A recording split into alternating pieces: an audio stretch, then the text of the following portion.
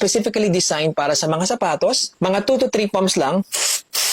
Simpleng tip lang para hindi bumako yung mga sapatos natin, lalo na yung mga madalas natin ginagamit. Pagkahubad ng mga sapatos, bago natin itago yan, gamit ka lang ng isang deodorizer spray na ganito. So this one is only like 100 plus pesos. Pasok mo lang siya dito, specifically designed para sa mga sapatos. Mga 2 to 3 pumps lang.